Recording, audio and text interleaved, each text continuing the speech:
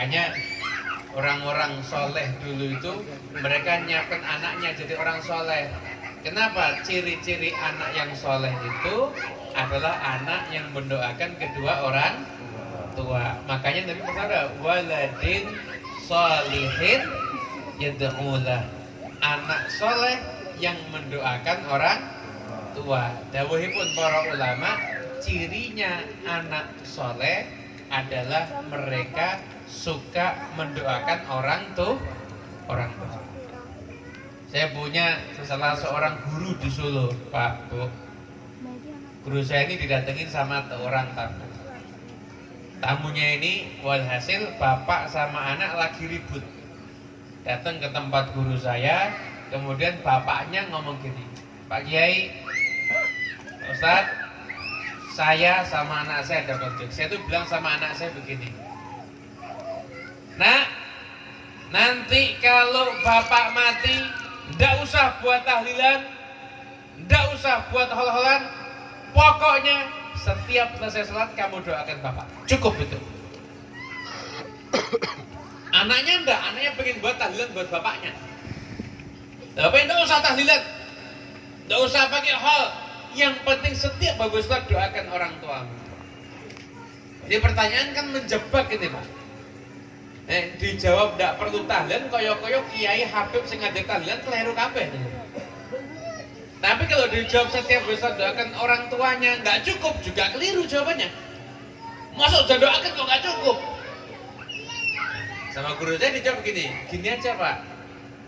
Kalau memang anak Anda pasti setiap besok mendoakan Anda, ya berarti itu cukup. Tapi pertanyaannya, saya mau nanya, jenengan tadi kesini kan sholat isya. Waktu sholat isya doakan orang tua Anda? Jujur? Oh enggak. Maghribnya? Iya, tadi enggak sempet. Asarnya pas ngantuk, mulai nyambut gawe. Zuhurnya pas sibuk. Subuhnya pas ngantuk. Nanti anakmu potongannya kayak ngono kuwi. Lali ndongake wong tuane. Akhirnya para ulama itu inisiatif, selupa-lupanya anak seingat tuh orang tua, yaitu dengan acara tahlilan, acara haul dan lain sebagainya. Nah, kalau sudah acara tahlilan, haul dan sebagainya itu diadakan, maka insya Allah itu sebagai wujud anak berbakti kepada kedua orang tua. Sallallahu Nabi Muhammad. Masalih. Buka sing selawate banter lo dongake utange lunas. Amin. Utang apa ya, Bro? Hadirin yang dimuliakan Allah Ta'ala, berbakti kepada kedua orang tua itu ibaratnya seperti jenengan ngutangi Gusti Allah, mesti dibayar. Paham ya? Jenengan bakti sama kedua orang tua itu ngutangi Gusti Allah, sampai seperti itu. Kalau jenengan bakti sama kedua orang tua, Gusti Allah itu pasti bayar. Bayaran yang paling murah, Allah Ta'ala akan menjadikan anaknya berbakti. Itu bayaran yang paling murah. Dan dibayarnya tidak mungkin murah, dibayarnya mahal. Sudah anaknya pasti berbakti, hidupnya itu dijamin berkah, bahkan nanti akan masuk surga. Amin. Durhaka sama orang tua sama, ngutangi Allah, pasti akan dibuat anaknya juga durhaka. Bahkan lebih lagi bayarannya, na'udzubillah min. Jadi orang-orang yang mengkaji bagaimana sunnatullah fil alam, kejadian yang terjadi itu, semua anak yang hidupnya bakti sama orang tua, hidupnya masih berkah. Kenapa? Karena Gusti Allah niku sampun janji, anak yang berbakti pasti akan mendapatkan kebaikan. Kenapa? Kalau orang tua ridho, maka itu berarti juga ridhonya Gusti. Surat yang pertama di Al-Quran itu surat apa? Surat? Nggak ngerti. Surat yang dibaca tiap hari waktu sholat tuh, surat apa teh? Surat yang kedua Al-Baqarah. Kenapa namanya Al-Baqarah? Al-Baqarah apa? Bakor itu sapi. Baqaratun itu artinya sapi betina. Al-Baqarah itu artinya sapi betina. Al-Baqarah itu artinya sapi sapi betina. Kenapa namanya sapi betina? Jadi dulu di Bani Israel ada satu kejadian. Kejadian terjadi pembunuhan sadis. Ada orang yang mati, matinya itu disembelih. Jadi sampai kepalanya terpisah dari badannya. Kepala sama badan terpisah ketika itu.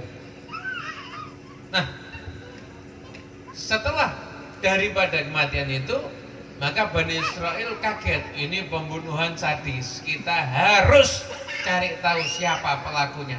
Harus ketemu siapa pelakunya. Harus kita tuntaskan.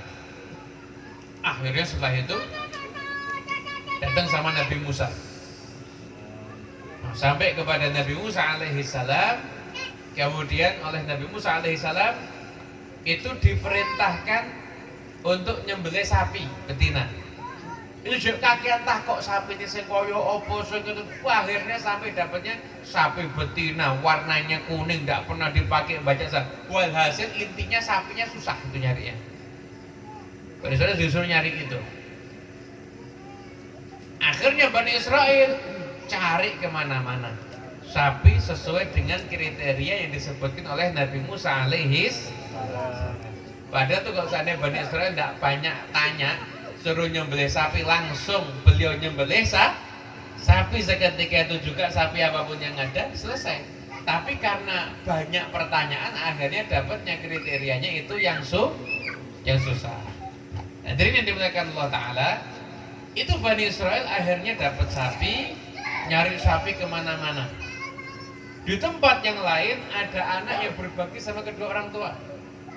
Anak ini dari kecil ditinggal mati sama bapaknya, hidup sama ibunya, berbakti sama ibunya luar biasa. Sampai-sampai beliau setiap punya penghasilan dibagi 3. Kerjanya tuh nyari kayu ke hutan. Ini dapat hasil sepertiga untuk ibunya, sepertiga ketika itu untuk sedekah ke fakir miskin, sepertiga lagi untuk keperluannya hidup pribadi. Nek bocah zaman saiki diceritani ngono kuwi jawabane oh sugih kapan nek ngono. Itu sepertiga untuk ibunya, sepertiganya lagi untuk fakir miskin, sepertiganya lagi ketika itu untuk kepentingan pribadinya dia. Kepentingan pribadinya dia. Akhirnya setelah itu berjalan seperti itu terus sampai akhirnya ibunya bilang, bapakmu itu punya wasiat. Bapakmu itu punya wasiat. Dulu bapakmu tuh ninggal sapi. Sapinya ada di hutan. Dan sapi itu tidak mungkin mau ditarik, dituntun kecuali hanya oleh ahli warisnya bapakmu. Kamu tuh ahli waris ya. Sekarang kamu cari sapinya, kemudian setelah itu kamu bawa ke sini. Cari sapi ke tengah hutan, dapat sapinya. Oh, sapinya memang agak lain. Ditarik, dituntun mau. Oh, berarti ini sapi warisan bapak ini. Dibawa sama anaknya sampai akhirnya ketemu sama ibu. Ini sapinya sudah ketemu ya. Ya udah nak, sapinya jual di pasar. Mungkin ya kalau coro zaman saat ini mungkin jual di pasar sapinya harga 20 juta. Oh ya udah. Berapa harganya? 20 juta ya. Jangan lebih, jangan kurang. Oke Bu, siap. Di perjalanan bawa sapi itu dihadang sama orang. Nah, sapinya mau dijual. Betul Pak. Harga berapa? 20 juta. Ya udah, saya mau beli. Oh ya. Tapi saya mau belinya 40 juta. Mau belinya berapa? 40 juta. 40 juta, enggak bisa. Ibu saya nyuruhnya 20 juta. Loh, enggak apa-apa. 20 juta kasihkan ke ibumu. 20 juta masuk kantongmu. Ibumu kan enggak tahu. 20 juta lumayan. Untuk kamu pribadi. Katanya enggak bisa. Ibu tadi nyuruhnya 20 juta. Saya izin dulu ngomong sama ibu. Boleh enggak 40 juta? Datang lagi ngomong sama ibunya. Bu, mau mau dibeli orang. Berapa? Mau dibeli 40 juta. Ya udah kasih kena. Kasihkan ya Pak, boleh Pak 40 juta. Enggak, sekarang tawarnya berubah. Saya mau beli 80 juta. Lebih banyak lagi Pak. Saya belum pamit sama ibu. Enggak apa-apa, enggak usah pamit. 80 juta.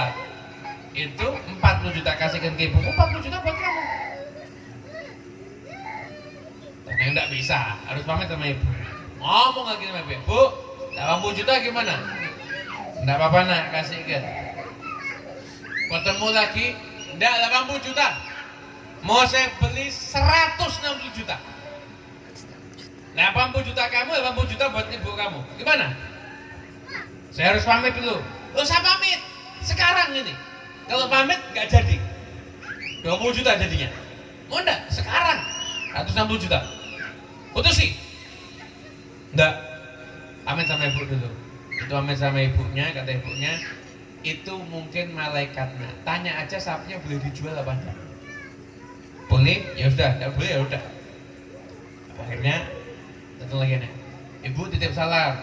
Ya, katanya jangan malaikat ya. Ini boleh dijual nggak ini sapinya nih? Ada ibu kok tahu? Ya betul, kita malaikat. Jangan dijual sapi ini. Nanti Bani Israel akan datang. Kalau Bani Israel datang, ternyata itu sapi kuningnya itu. Ya dicari sama Bani Israel. Kalau Bani Israel datang, jual sapi itu dengan harga bobotnya sapi diganti pakai emas. Jadi sapinya itu bobotnya 100 kilo, berarti emasnya berapa? 100 kilo tuh. Oh iya, yang nyuruh malaikat toh Pak? Oh iya, di Kodawo. Ditunggu Bani Israel datang, sapinya ciri-cirinya persis. Sapi yang kuning itu persis seperti ciri-ciri yang disebutkan sama Nabi Musa alaihis. Akhirnya berapa harganya? Harganya sekian. Tuh, kok mahal ini tuh? Mau? Silakan, enggak mau enggak apa-apa.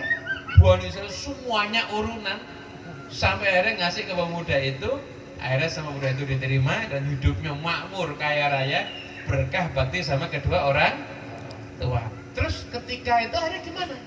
Diambil sapi sama Bani Israel, disembelih, lidahnya itu diambil, kemudian dipukulkan sama orang yang mati. Orang yang mati itu jadi disatukan Pak, kepala sama badan disatukan, begitu dipukulkan langsung hidup lagi untuk ngomong.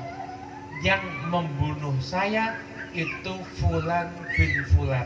Ternyata keluarganya sendiri. Langsung ditangkap pembunuhnya, ditanya, kenapa kamu kau membunuh? Karena motivasinya urusan warisan. Ada warisan itu kalau anak ini nggak dibunuh, warisannya dibagi nanti jadi 2 atau sama anaknya. Akhirnya dibunuh orang ini sampai ada warisannya mau dimiliki sama dia itu sendiri. Akhirnya terungkaplah pembunuhan keji di zaman Bani Israel. Semuanya karena urusan warisan. Hadirin yang dimuliakan Allah Ta'ala, cerita ini hikmahnya banyak. Pertama, birrul walidain itu mendatangkan keberkahan dari Allah Subhanahu wa Ta'ala. Jenengan bakti kali tiang sepuh, insya Allah jenengan pasti hidupnya diberkahi oleh Allah Subhanahu wa Ta'ala. Poin yang pertama itu, contohnya anak tadi, kerja dia cari kayu dapat duit berapa? Tapi karena dia mau berkorban untuk ibunya, sama Allah Ta'ala diganti dengan sekian banyak emas jadi miliknya dia, barokah berbakti kepada kedua orang tua. Nanti di kejadian nyata pun juga sama, di kehidupan sehari-hari juga sama. Berapa banyak anak yang khidmat sama kedua orang tua, dan sebagai gantinya hidupnya diberikan kemudahan oleh Allah Subhanahu wa Ta'ala. Angger jenengan tesih ngregani tiyang sepuh, tesih ngwongke tiyang sepuh, tesih ndongake tiyang sepuh ingkang sampun kapundhut, nggih urip panjenengan nggih mesti diberkahi oleh Allah Subhanahu wa Ta'ala. Maka katakan intakunu salihina fa innahu kana lil awwabina ghafur. Kalau kamu jadi orang yang soleh, orang yang soleh. Apa sih maknanya orang soleh? Di tafsir Al-Qurtubi dikatakan as-sadiqina fi niyatil birri bil walidain. Kamu punya kesungguhan niat untuk bakti kepada kedua orang tua, maka kamu akan mendapatkan maghfirah daripada Allah Subhanahu wa ta'ala. Jenengan lihat di Al-Quran, maghfirah, ampunan Allah itu gandengannya sama rezeki. Lihat, pasti banyak. Maghfiratun wa rizqun karim. Maghfiratun wa rizqun karim. Siapa orang soleh yang dapat maghfirah dan rezeki tadi? As-sadiqina fi niyatil birri bil walidain. Orang yang sudah punya niat yang sungguh-sungguh untuk berbakti kepada kedua orang tua.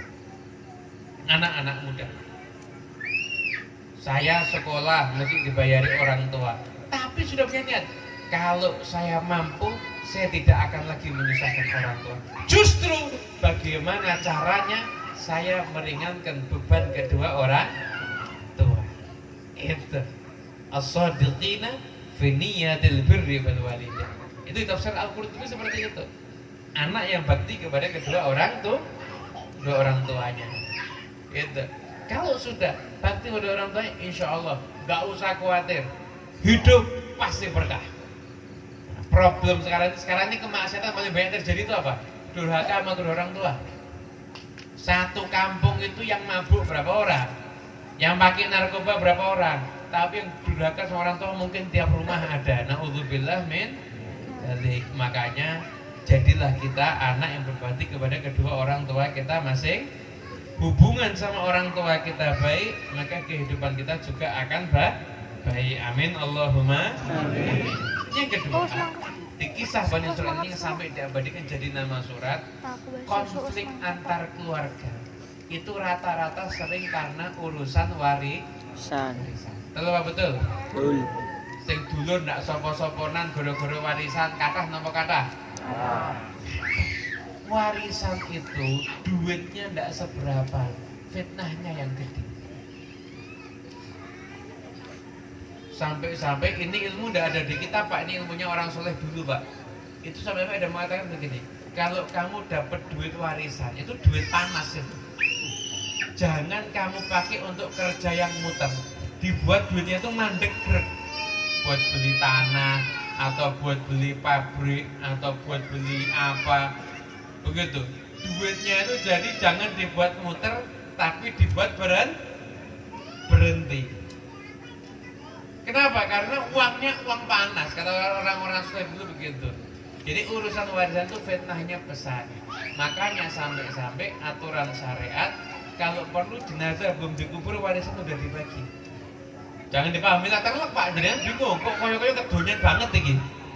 Maksudnya apa? Semakin lama pembagian warisan itu ditunda, maka fitnahnya itu akan semakin besar. Justru yang terbaik warisan itu segera dibagikan. Ini bagiannya ini.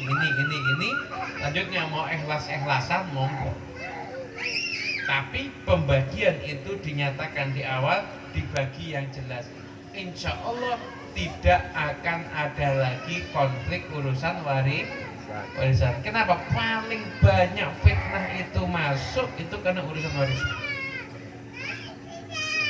Dan kalau ada orang mengambil warisan punya orang lain, punya saudaranya, itu dia berbuat 3 dosa besar, yang satunya aja udah bisa membuat dia itu masuk neraka. Ngambil warisan nih, ngerebut harta warisan yang bukan haknya, itu 3 dosa besar sekaligus, yang satunya aja bisa membuat dia masuk neraka. 1, durhaka sama orang tua. Betul apa betul? Hanya dulur ya, dipangan dewi. 2, memutuskan tali silaturahmi. Yang ketiga, berbuat ini dosa besar semua loh ini, makan harta warisan ini. Durhaka sama orang tua dosa besar, kemudian putus silaturahmi dosa besar, zalim juga itu dosa besar. Dosa besar terkumpul jadi satu. Dengan apa? Makan harta warisan punya saudara banyak. Hati-hati. Urusan mungkin tanah ndak sepiro, jenengan ngalah yo cik iso urip, tapi jenengan nekat makan harta warisan. Naudzubillah min dzalik. 3 dosa besar sekaligus layak masuk ke satunya aja layak masuk orang ke neraka, apalagi kalau tiga-tiganya. Wal'iyadzubillah min dzalik. Insyaallah kita semuanya dari majelis ini, yuk kita semua jadi orang yang semakin baik, semakin birrul walidain, semakin menjaga tali silaturahmi. Dan insyaallah kehidupan kita akan diberkahi oleh Allah Subhanahu wa taala. Semoga insyaallah majelis ini majelis yang penuh berkah untuk kita semuanya. Tidak ada yang kumpul di tempat ini melainkan Allah Ta'ala akan kabulkan semua hajatnya, kabulkan semua doa-doanya, Amin. akan ampuni semua dosanya, Amin. akan diberikan kepadanya kehidupan yang berkah di dunia dan akhirah, dengan rezeki yang berlimpah ruah, mengalir dari segala arah, bahkan tanpa susah payah, rumah tangga yang sakinah, mawaddah, warahmah, keturunan yang soleh dan solihah, dan semua yang hadir di tempat ini semoga Ta'ala jadikan kita semuanya panjang umur. Amin. Dan di akhir usia kita semua dalam keadaan husnul Khatimah. khatimah. Ala sayyidina Muhammad Wa salih. Amin. Al-Fatihah.